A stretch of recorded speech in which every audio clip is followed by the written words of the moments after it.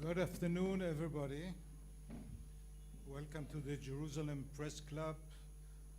I'm Uri Dromi. I run the press club. This is a good opportunity to ask you all to turn off your mobile phone or switch it to silent mode, whichever you wish. We're very pleased to host Ambassador Dennis Ross this afternoon.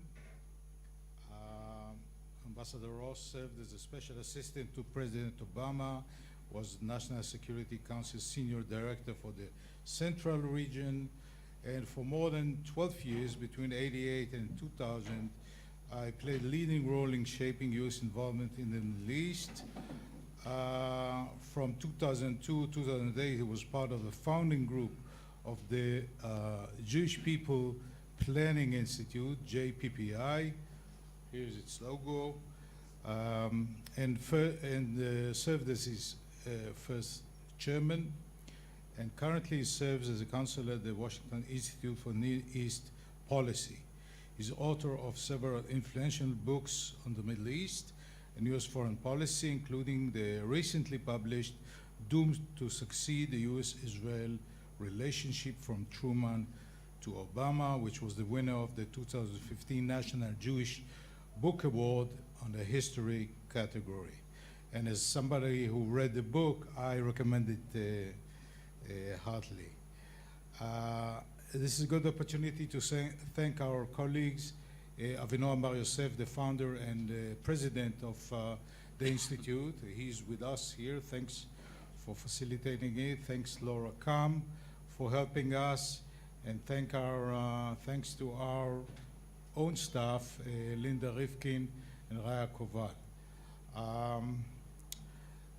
This morning, the ambassador and Avinoam presented the report, the recent report of the Institute to the cabinet, and I believe that this will be the main subject of your talk, but I warn you or caution you that this crowd will ask all kinds of questions, and I'm sure that with your vast diplomatic experience, you will handle them well.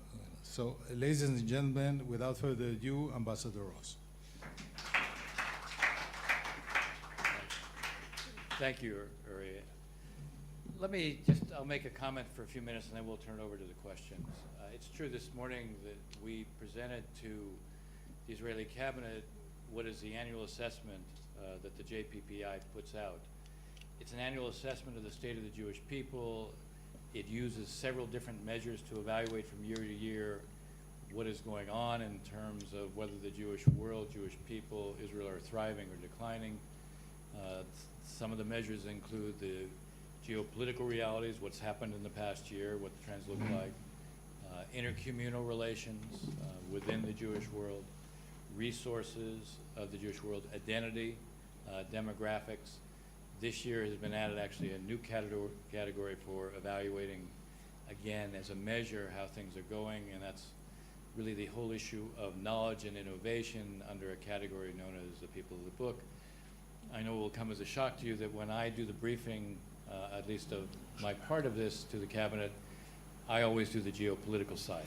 So that's what I did today. And what I did is I outlined what I felt basically we have seen over the course of the last year and where we are now. When you look at the geopolitical realities, it's a mixed bag.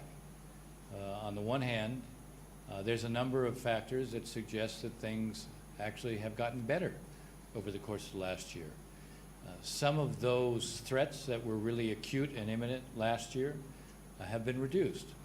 The Iran nuclear deal is something that actually has reduced the imminence of the Iranian nuclear threat, in the sense that Iran, before the deal, had 10 bombs worth of material. Now they have less than 1 bomb worth. They had a heavy water plant about to go online. They could have been producing plutonium. That heavy water plant, the core has been taken out and filled with cement. Can't have reprocessing for 15 years. And the point is that at least on that issue, Israel is facing a less imminent threat. You can look at time being bought. I think the deal doesn't transform Iran's capacity at some point to have a nuclear weapon, but it certainly defers it.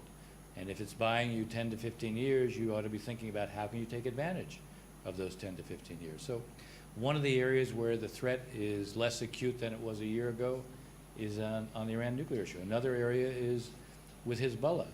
Hezbollah still has 100,000 rockets, but Hezbollah is completely consumed within Syria. Nasrallah even talked about, Secretary General of Hezbollah even talked about not only the importance of the Battle of Aleppo, but even how Hezbollah is active in Iraq. So the being consumed in other conflicts is an indication that what has been an acute threat or could be an imminent threat maybe isn't quite as imminent as it was before. It doesn't mean the threat's gone, but it means it looks a little different.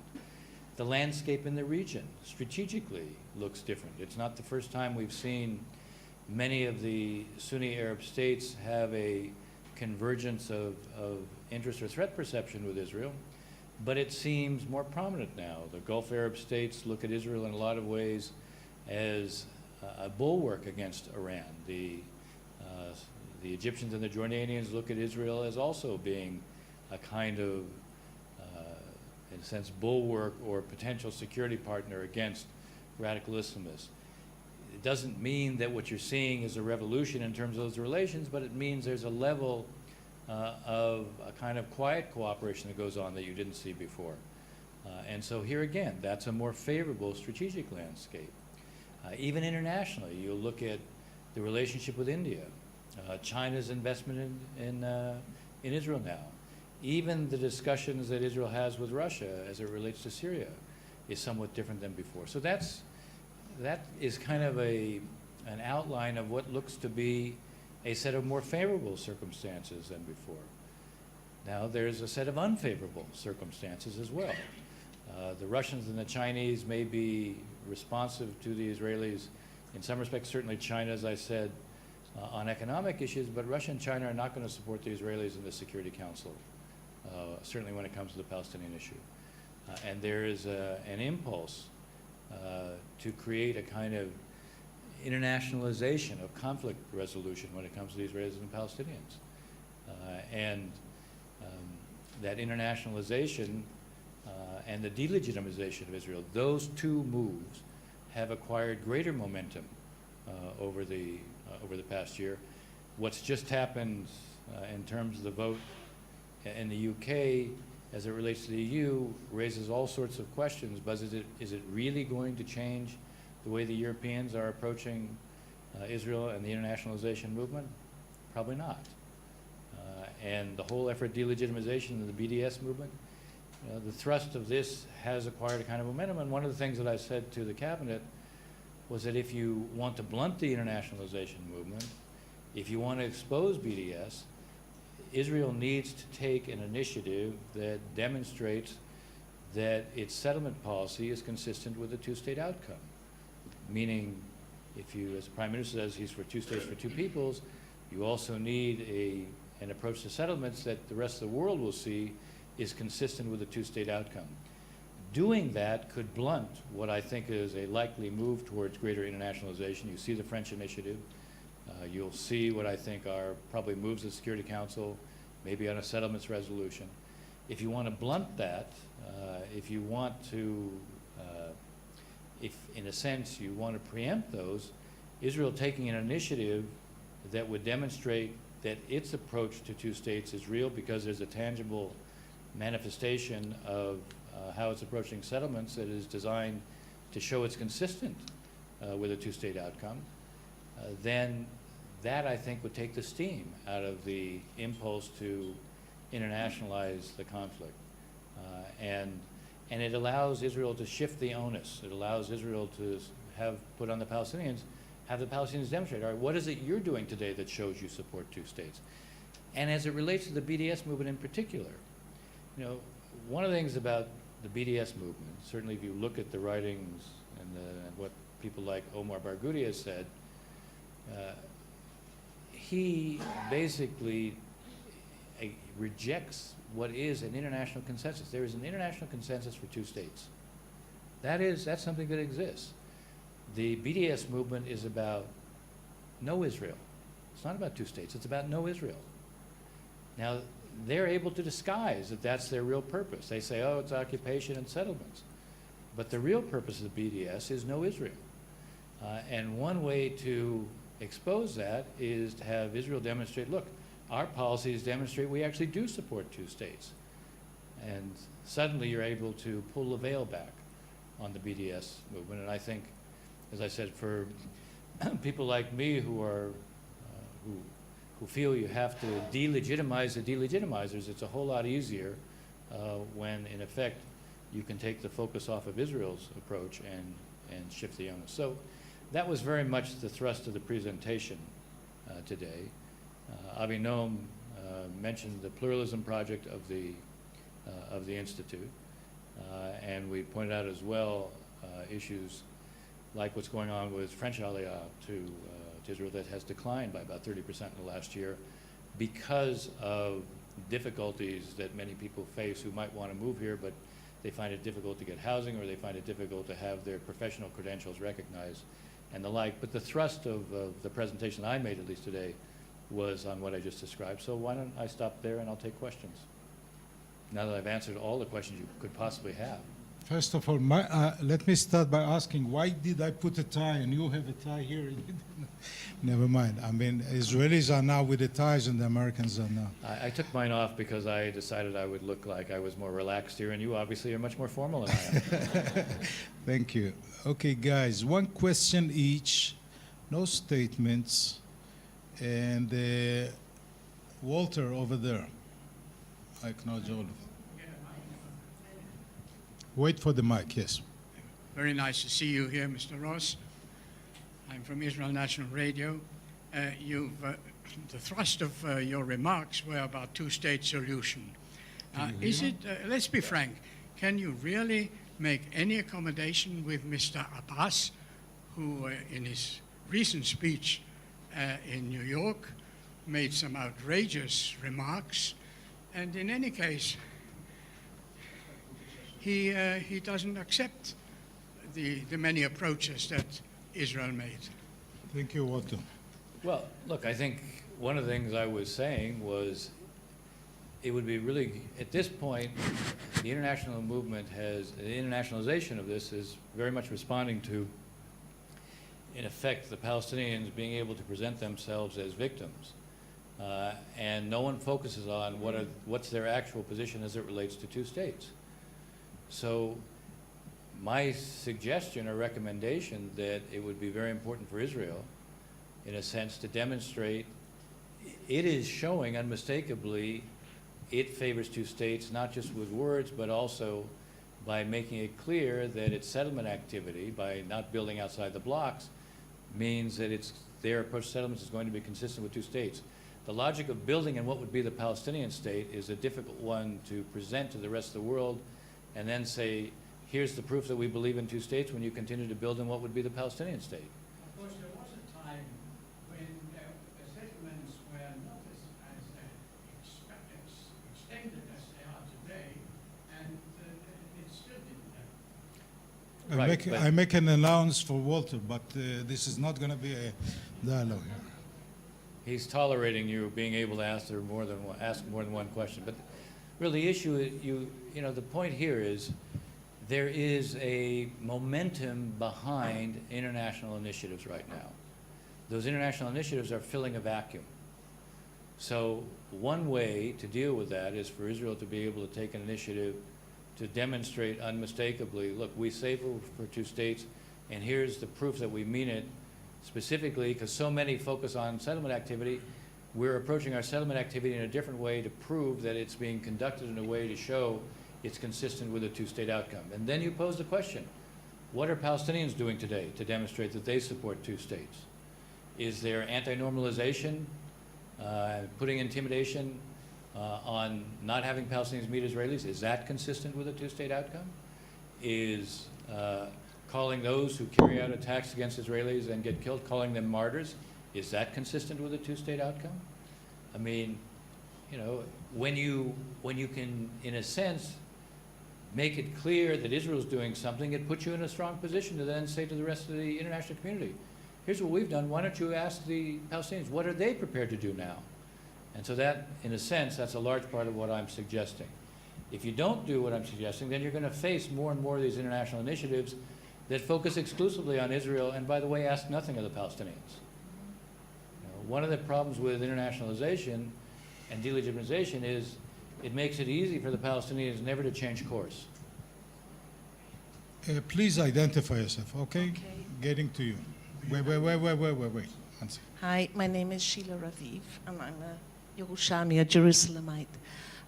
Following on from what you've said, I pick my grandchildren up from school, and I see that Ramallah now abuts to Ramot.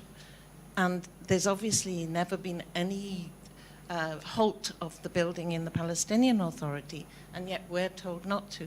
I'm not saying that I feel we should, but shouldn't it be on both sides of the border? Okay. Well, if you look at places like Area C, Palestinians are not allowed to build. That's 60% of the West Bank. Well, you cite one example. I just cited 60% of the West Bank. Next. So, Yes, please. Yes, Leo Wind, Mr. Ambassador, I'd like to ask you, Mahmoud Abbas is 80-some-odd years old. I'm told he smokes cigarettes. What institutions are left after he's gone? What kind of rule of law or institutions can we rely on for a two-state solution? Thank you. I think the issue of building institutions on the Palestinian side and building a rule of law is something that also would be a very good focus for the international community. If you favor a two-state outcome, then you ought to be focused on what is it the Palestinians can be doing that makes it likely that if, in fact, you could have a negotiated settlement, you'd also have a viable Palestinian state. Building institutions, building a rule of law, I think that's very important. Those are very important focal points for the international community to be, I think, addressing more and more of. Yes, please. Mr. Herb Kaner from the Jerusalem Post. I'd like to move to the States for a minute and like to get your take on the elections, what a Clinton presidency would mean for Israel, what a Trump presidency would mean for Israel, and also if you could tell us a little bit about how concerned you are about what's happening inside the Democratic Party now with the platform on Israel. Thank you. Well, all right, so that's a range of different questions that you posed. So let me deal with the last question first, and I'll try to deal analytically, not politically, with the former questions, which will obviously demonstrate my diplomatic skill. Look, I think within the Democratic Party, there obviously is more of a debate on these issues than necessarily we've seen before. Debates are not necessarily a bad thing. My own attitude has been if you believe enough in your own ideas and you can defend your own ideas, then you shouldn't be troubled by having to debate your ideas. I saw that within the platform committee, there was one proposal that was specifically voted down that related to the issue of occupation and the like. I think the mainstream of the Democratic Party continues to strongly support not just U.S.-Israeli relations with Israel, but understands fundamentally that Israel is a democracy. And having one country in this region that is governed by a rule of law with a separation of powers that respects women's rights, that has regularly and unregularly scheduled elections, where the loser accepts the outcome, where gay rights are respected. I think the fundamental shared values that are embodied in Israel still is what binds the American body politic to Israel and has historically made it a nonpartisan issue. Israel needs to continue to be an American issue, not a Democrat or a Republican issue. I think there are certainly within the Democratic Party and what one might now refer to, well, for want of a better way of describing it, the Sanders wing of the Democratic Party. They're prepared to raise more questions about the approach towards the Middle East and towards Israel. Many of them, I think, also do look at the Palestinians increasingly as being victims, and that's part of the discussion. It's also another reason I would like to see Israel take the kind of initiatives I was describing. I think it blunts the delegitimization movement. I think it strengthens the hands of those who are very strong believers in the U.S.-Israeli relationship. And I think, you know, given what we see on some of the American campuses, this is also a very good thing to do, and it relates to what might be the evolving demographics in our country as well. Thank you. More? I haven't dealt with his political side. I can. I'm happy to not deal with his political side. No, please do. I just wanted to encourage you to do that. No, and I appreciate you encouraging me. I always like encouragement. It's, you know, I would say, I would suggest the following analytical frame when you think about the American election. Ask the question, not what is each candidate saying about the U.S.-Israeli relationship, but what is each candidate's view of America's role in the world? What is each candidate's view of, does the United States need to remain engaged in the Middle East? How does each candidate look at alliances on the international stage? Are they important or not? You know, can the United States afford to be withdrawing from the international community? In other words, an internationalist America, I think, ultimately, and an America that is engaged in the Middle East, an America that understands if vacuums form in the Middle East, they get filled by the worst possible forces, and we've seen that. All that's an argument for why the United States needs to remain not only engaged in the Middle East, but the United States needs to remain a strong power within the Middle East. And when I think you evaluate both candidates and ask those kinds of questions, they're the right questions to pose. And I think when you pose those questions, you'll sort of put one candidate in one category, and a different candidate in a different category. And I would just say, without getting deeply into it, I do think that, you know, Hillary Clinton is more of an internationalist than Donald Trump is. Donald Trump, to be fair, has not fully articulated his ideas on the world stage. Maybe those ideas will evolve. Clearly, the kind of things he's said about NATO, the kind of things he said about South Korea and Japan, the reluctance to be, that lack of enthusiasm for alliances, I mean, I think those raise legitimate questions, but those are questions that should be posed. I think we got a crush lesson in diplomacy here. Yes, please. And when you finish, please pass it to the gentleman behind you. Thank you. Hello, Ariel Kahana from Makor Rishon, an energy website. Going back to the Palestinians issue, as far as you know, the Obama administration and the Obama administration plans, might there be a decision in the UN Security Council after the elections regarding the process, regarding settlements, and so on, without an American veto? I don't know the answer to that. I don't think that the Obama administration itself has really made any decisions on that.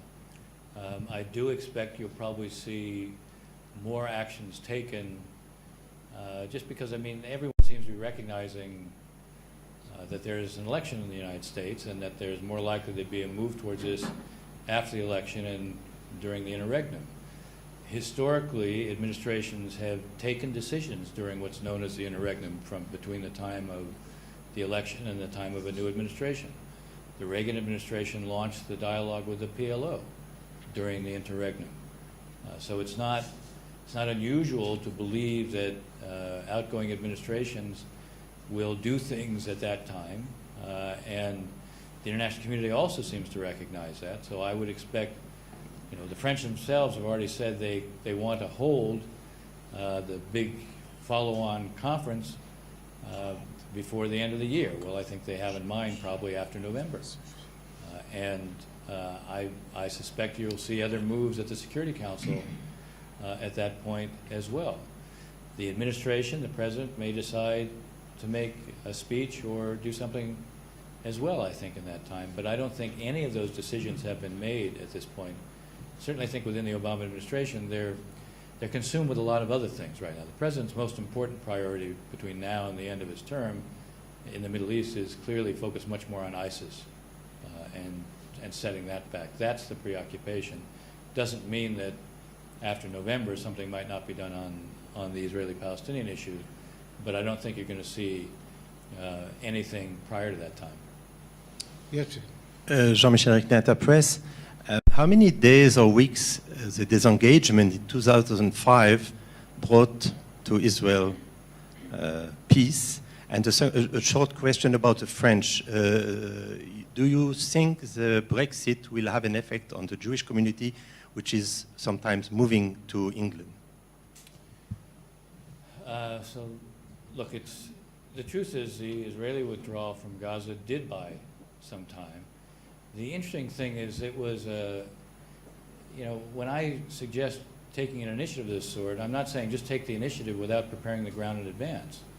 I think it's very important to prepare the ground diplomatically in advance, meaning you deal with the United States, but you talk to the Europeans, you talk to the Arabs that you're in touch with, you try to lay the groundwork. If you're going to take an initiative, try to build a kind of diplomatic frame for it so that others are prepared for it. They understand it. You ask questions of them. You say, what would they do in response to it? Don't just take it. What was done in the case of the withdrawal from Gaza was exclusively a letter of understanding from President Bush. But there wasn't an active diplomatic campaign focused on working with others to sort of build a set of understandings and expectations. All right, Israel has done something. When Israel does something, shouldn't something be expected of the other side? That wasn't done at the time. And I think, when I'm talking about an initiative now for Israel to take, I'm saying take the initiative, but also prepare the ground for that initiative and try to maximize the impact of that initiative prior to the time that you do it. As for, I think it's a very important question. I don't know, it's true, some of the Jewish community in France that is leaving is going to Britain. I don't know how this is going to affect that. First, in the near term, there's going to be an economic downturn. There's going to be a period of adjustment. I don't know how long it'll go on.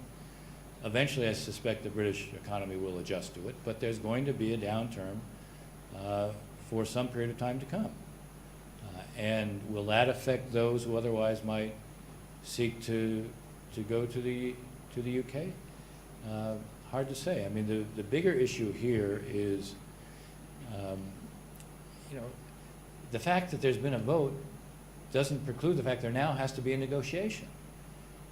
It's a 2-year period. The clock begins, a 2-year clock, and they'll negotiate what the new arrangement's going to be. Now, obviously, as the British begin to see what some of the economic consequences of this are, that's bound to have some influence on the kind of association agreement they choose to work out with the EU. The EU itself has to decide, do they want to try to make an example of Britain to try to discourage others from doing this? Or do they want to learn some lessons from this, that maybe some of what goes on in Brussels has to take a greater account of what the politics in different places can absorb? Maybe it should have an impact on the approach they've adopted with regard to austerity. I mean, the point is, this is actually a time for everyone to take a step back and try to learn some of the lessons of this. The fact is, the British are going to end up paying an economic price. It's going to have an influence. That, too, by the way, will have an influence on others. Do you really want to pay the same economic price? So I think it's really premature to be able to predict, what implications it will have for some of the Jewish population in France and what they choose to do and where they choose to go. Quick follow-up on that. Yeah. The report today, you mentioned the decline in the aliyah of French Jews to Israel. Right. Can you elaborate on that? Well, the decline, according to the annual assessment, it's a 30% decline in those who have come this year from last year. And the main reasons seem to be related to some of the difficulties of getting housing, but also some of the bureaucratic impediments to being able, if you have a professional, if you have a professional degree, getting it recognized here, being able to work in the same field where you work there. So finding ways to overcome some of those bureaucratic impediments would probably facilitate the entry of those who might otherwise be coming. Yes, please. Carrie Hart, Network Global News. Interesting, one of your main points today. Daniel Kurtzer at the Herzliya conference also was pushing for the idea of a settlement building pause. and now you. And there was a 10-month moratorium, and nothing happened. Now you have a different kind of government that could become unstable in that situation. First of all, do you really think it's going to happen? And what are you proposing? How many months of a moratorium again? Thank you. I'm not, first of all, I'm talking about make your settlement policy consistent with a two-state outcome. If the Prime Minister's position is 2 states for 2 peoples, so there's not a big logic in building in what would be the Palestinian state. I'm saying you can build in the blocks. I didn't say pause building in the blocks. I said don't build outside the blocks, so that your settlement policy unmistakably is consistent with a 2-state outcome. And I'm suggesting if you do that, you have a very good chance of preempting what will be international moves that are likely to be seen by most Israelis as not taking into account Israel's needs or concerns at all. And when you weigh the choices, I say, take the step, take this initiative, prepare the ground, as I said. Don't just do it, prepare the ground, but do it, again, connected to a 2-state approach. Now, I also believe it will also prepare the ground quite effectively with the next American administration. You know, this is, without being guilty of diplomatic understatement, obviously the relationship between this president and this prime minister has left something to be desired. That's a scoop. That's a scoop. Obviously, you came here for that. But think about it. I think the next American president, and I think this prime minister, would like to get off on a very different footing. And one way to do that is to have this kind of an initiative that also gives the United States something to work with. You know, we have an old saying, I actually said this to the cabinet, you don't beat something with nothing. If you have all these different international initiatives being lined up, well, to expect the next administration to somehow be able to stop them if it doesn't have anything in its pocket to work with is a pretty big expectation. On the other hand, if you're giving that next administration something to work with, well, that's a very good way to get off on a very different footing. Mr. Doron. Mr. Ambassador, since Okay, everyone- speak to the mic. Since everyone claims, everybody and his brother, that the only solution to regain peace in the Middle East is the 2-state solution, it would be very helpful if somebody would define what type of state are they talking about. Is the Palestinian state going to be something like Holland, or Greece, or maybe Lebanon, or maybe Syria, or maybe Yemen? I've searched your material because I've been commissioned to do a piece on the 2-state solution, and I couldn't find, maybe I'm misled, but I couldn't find any discussion of this issue of what kind of state. We know what Israel is. Okay, so the Nobody question is what knows kind of what state we're Palestine looking would at? be. Just one second. First, I have to What Palestine would be, and then if you have a vision, how do we get there? We know that we cannot engineer a democratic democracy in Iraq, even after we occupied it. How do we believe that we can change totally the demographics, the politics of the Arab community on the West Bank? Thank you. Gaza? Thank you. First, I have to correct one of the premises of your question. You said everybody and his brother seems to think that the key to peace is 2 states in the Middle East. I didn't say that. No, I didn't relate it to you. I read. Okay, no, but I'm saying, I'm answering this deliberately. You know, if tomorrow we had a breakthrough on this issue, it wouldn't stop one barrel bomb in Syria. It wouldn't roll ISIS back 1 meter. Wouldn't change Iran's aggressive tendencies in the region. It wouldn't suddenly make the proxy war in Yemen go away. It wouldn't magically make the struggle within Egypt between President Sisi and what we see in the Sinai disappear. It wouldn't make Libya whole again. So, you know, I would like to see peace between Israelis and Palestinians, not because I think it's going to transform the Middle East. It's not going to transform the Middle East, but because it would be good in and of itself. Now, the question you're posing is a really hard one. You're saying, what kind of state? Of course, I'd love to see a Palestinian state emerge that would be a democracy based on the rule of law. I would love to see that. Can I guarantee it? No. When we talk about 2 states for 2 peoples, what are we talking about? We're talking about a reality. There are 2 national movements competing for the same space. There's 2 national identities. You're not going to have peace unless you have 2 states for 2 peoples. You know what you have in this state. You have a democracy. What will emerge on the Palestinian side, I don't know. What I was saying before, I do think, particularly because there is a lot of international financial support for the Palestinians, I would like to see more of that financial support tied to institution building, tied to the creation of a rule of law, making it clear that there should be a kind of anti-corruption approach. I would like to see all that. I would like to see an emphasis on pluralism, because I think in the end this will make for a much more stable state. So I can't mandate any of that, but the extent to which the Palestinian Authority continues to depend very heavily on external financial support, there is no reason why particularly the European Union and the United States shouldn't make a lot of its assistance somehow tied to conversations with the Palestinians about the development of a rule of law, the development of institutions that will make the state sustainable. That ultimately is in Palestinians. They will define the exact political contours. It's up to them to do that, not for anybody on the outside to do it. But the idea that we should be providing lots of financial support for a system that's not transparent, for a system that isn't based on the rule of law.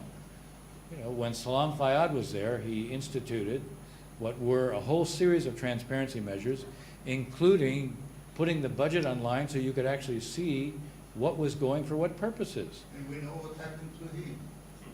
Well, I'm simply saying I would like to see this be part of the conversation between the donor nations with the Palestinians. Yes, please. Hi, I'm Kathy Schaffer, a freelance journalist. I have a follow-up question for my colleague in the front and then my own question. So the Speak follow-up to the question- mic. Sorry, the follow-up question to my colleague in the front was, you talked about settlement blocks, staying within the blocks, and I'm curious what you mean by that. Is that more than a pause in settlements? Is it a withdrawal? Is that what you're urging of Mr. Netanyahu? And then my own question, the policy recommendation, one of them in the report that you submitted today talked about the U.S.-Israel relations, and it suggests to improve them, that there should be a new coordinated effort with the administration in America to advance toward a negotiated solution to the Israeli-Palestinian conflict on the basis of 2 states with a regional framework. Is that different than anything that's been done to date? And how would it be different between a Clinton and a Trump administration? Thank you. Well, I don't know how it would be different between Trump and Clinton because I have no idea what Trump would actually do. So, I think it's Does better- he? Does he? You'd have to ask him. But so I think it's, I'm not laying that out, but I'll address what you're saying. And on the first part, what I'm saying is build within the blocks. Today, what that would mean is basically to the west of the, to the east of the security barrier, okay? You don't build to the west of the security barrier. Sorry, the other way around. I got turned around, okay? You build to the west of the security barrier, you don't build to the east of the security barrier. That's an easy dividing line right now. And you make it clear that, you want to negotiate a border. That's not the final border. But right now the Palestinians, Does that mean withdrawal and stop? I didn't say that. I know, You're putting words in my mouth. I know, I'm asking. I just told you. You did, you I said did. don't I- build more That's what I said. that direction. I'm not saying more than that, okay? Yes. I'm saying you can build to the west of the security barrier. You don't build to the east of the security barrier, okay? And that's not the final border, and you'll negotiate a final border, but you can't negotiate a border until somebody sits down and talks to you, all right? So that's one. Now, two, the second point is that today when you take a look at the strategic landscape as I was describing it, there is a role for the Arab states to help in terms of trying to negotiate an outcome to this conflict. Now, I don't know what their readiness is to play a role. We saw President Sisi make a statement a few weeks ago that suggested an openness to helping out. I think the key is to understand that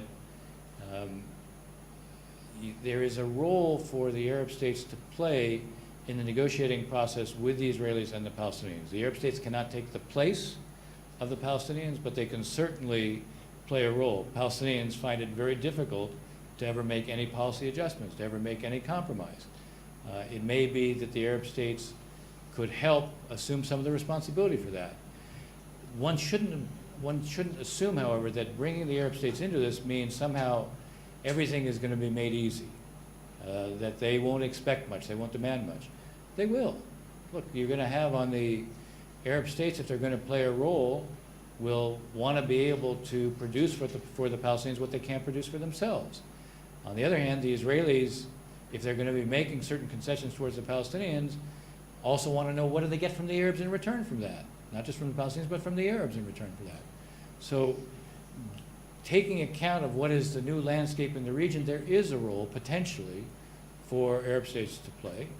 When I talk about preparing the ground with a new initiative, I'm talking about preparing the ground not only to try to seize the initiative and shift the onus, but also can you turn that into what could be a basis for a new diplomatic effort that might also involve the Arabs in negotiations.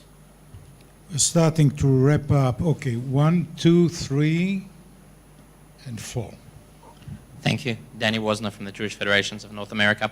I was wondering to what extent you think a potential Clinton administration would differ from the outgoing Obama administration, specifically in reference to Israel and the Middle East. Yeah. Look, I haven't talked about my book, but this is a perfect entree to talk about my book. Well, even if it was a plant, that would have been fine. The reason I begin to answer it that way is, obviously in the book I go through every administration from Truman to Obama, and I outline what were the key assumptions that drove those administrations. I go over what were the key events within those administrations. One of the things that emerges from the book is that of all the American presidents, while there have been several who had close attachments to Israel, Bill Clinton was one who in particular felt that the U.S. was Israel's only true friend in the world. And we would have differences with Israel, but he believed fundamentally that because we're Israel's only true friend in the world, our differences should be managed in private. They shouldn't be magnified in public. And so his instinct was to operate that way because he felt if you created the image of a gap or a wedge between the United States and Israel, that would encourage Israel's enemies, it would reduce Israel's deterrent, and it would make it more difficult to negotiate peace. I think that Hillary Clinton's instincts drive her or make her more inclined to adopt that kind of an approach than you've seen with President Obama. President Obama, I think, has been good on security issues with Israel, but he's also never been hesitant to create a difference with Israel in public. One of the things I point out in the Obama chapter is that while the president hasn't gotten the credit he deserved on the security issues, the fact is he consciously distanced from Israel, believing that he would gain something from the Arabs. And as I point out in the book, there's been 5 presidents who have distanced from Israel thinking they would gain from the Arabs, and it never happens. Because the main preoccupation of Arab leaders is not this issue, it's their security and their survival. And I think that in the case of Hillary Clinton, she would more closely follow the model of her husband as opposed to President Obama, for whom creating differences with Israel in public was a fairly natural part of his administration. It was not a natural part of the Clinton administration. As I said, it's a good read. I recommend it. Yes, please. Hi, I'm Andrea Schwartz. I'm here visiting from New York. As I look We around can tell, this we room, can tell. Can you tell? And you just happened to pop in here. I'm happy to be here. So as I look around the room, I see what is predominantly an Israeli Jewish audience. Correct me if I'm Not wrong. exactly. We have also foreign correspondents who are here. Okay. So Thank what you. is your question? So my question is, have you ever had briefings like this with members of the Arab community? Yes. And I would be very interested to hear what transpired during those briefings. Thank you. Not just what you said, but what they said. Thank you. Well, first of all, they ask questions, just like have been asked here. But the tenor of the questions tend to be different. The tenor of the questions tend to be about why doesn't the U.S. do more to be responsive to Palestinian concerns? That's what the tenor of the questions tend to be. Not Joel. surprising. Joel. Hi, I'm Joel Greenberg. I'm a freelance journalist. You suggested that Israel shape its settlement policy so it's consistent with the two-state solution. What would you say to people that argue that any settlement policy is not consistent with the two-state solution? Settlements is not consistent with the two-state solution. You talk about building inside the blocks. What about Ariel? That's considered one of the blocks. It's a few miles from Nablus. It's deep inside the West Bank. Does building inside the Ariel block help create a contiguous Palestinian state? What about Ma'ale Adumim and E1 connecting it to Jerusalem? Would that be consistent with a contiguous viable Palestinian state? So I'm just wondering what you would answer that argument. Thank you. You know, you're modifying a policy that some people see as intrinsically, damaging to a two-state solution in any way. Thank you. One of the things that, in a sense, what I'm suggesting is a differentiated approach to settlements by saying there's a difference between settlements within blocks and settlements outside the blocks. If you follow the logic of not building to the east of the security barrier, that means you're not building in 92% of the West Bank. That immediately allows you to send a message that when we say we mean we support two states, we mean what we say. Now, it's true, some people oppose settlement building everywhere, but the position of the United States and the Obama administration, the position of the Clinton administration in terms of when we were negotiating, we adopted a position of 67 and mutually agreed swaps. What does that mean? It means you have settlement blocks and you have compensation for those settlement blocks. So if the position for some period of time, at least on the American side, and by the way, in much of the rest of the world, and even you had representatives of the Arab League at one point with Secretary Kerry talk about the logic of 67 and mutually agreed swaps. Once you begin to talk about 67 and mutually agreed swaps as a way to think about the border, the minute you say that, means you're accepting the principle of settlement blocks. So what I'm trying to do is two things. One, first of all, just strictly from an Israeli standpoint, at a time when they're facing increasing momentum to create international intervention in terms of some kind of approach to the Israeli-Palestinian issue, and with an approach that tends not to take into account Israeli needs, I'm saying blunt that by demonstrating when you say you're for two states, you're now going to make sure that your settlement policy is seen by the world as being consistent with it. The second thing I'm doing is saying, look, if you're going to try to create some basis for peacemaking down the road, it's time for those in the West to create a differentiated approach to settlements. You can't say you're for 67 and mutually agreed swaps and then treat everything that's built across the June 4, 67 line as being equal, because it's not, that's a contradiction. Okay.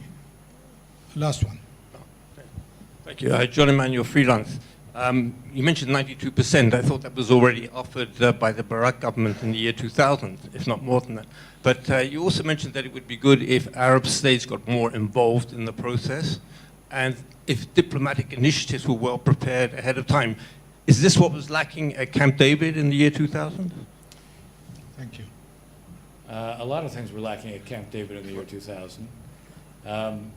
Look, part of the problem was that we didn't do some of the preparation with the Arab states, partly because at the time the Prime Minister of Israel, Ehud Barak, didn't want us sharing with them what he was prepared to be conceding. And we understood at the time because he felt politically that would make it difficult for him. That said, because we didn't in advance prepare the ground with the Arabs, we were in a less good position to try to take advantage of that. Now the truth is, after Camp David, we did go to the Arab states. When we presented the Clinton parameters in December, which went beyond what was offered at Camp David, we did have Arab support. Every Arab leader that we had gone, over what the parameters were, and the fact that we had done preparatory work after Camp David, basically from the end of July until December when we did this, they were in a very different, they adopted a very different posture at the time. Now, in the end, it didn't help, because even though we knew multiple Arab leaders were pressing Arafat to accept the Clinton parameters, he went ahead and said no. Now, you know, the lesson to be learned from that is not that if you prepare the ground, it doesn't give you a chance to succeed. It didn't succeed in that case. But, you know, one of the lessons I learned from it was do more to prepare the ground. You know, the fact is, there are lots of lessons from history, and the one thing you shouldn't do is just keep repeating the same mistakes. So if you can draw some lessons from the past, figure out how they can be applied differently. Ambassador Ross, may I finish with a personal note? I think many Israelis are either unaware or indifferent to the fact that there are in Washington people in high places like yourself who really care about Israel, and they are willing to spend their times and careers trying to bring Israel a peace. And regardless of the results, I mean, your commitment and the perseverance are commendable. And as a token of appreciation, I'd like to give you one of the highest awards you ever got, and that's a membership card of the Jerusalem Press Club.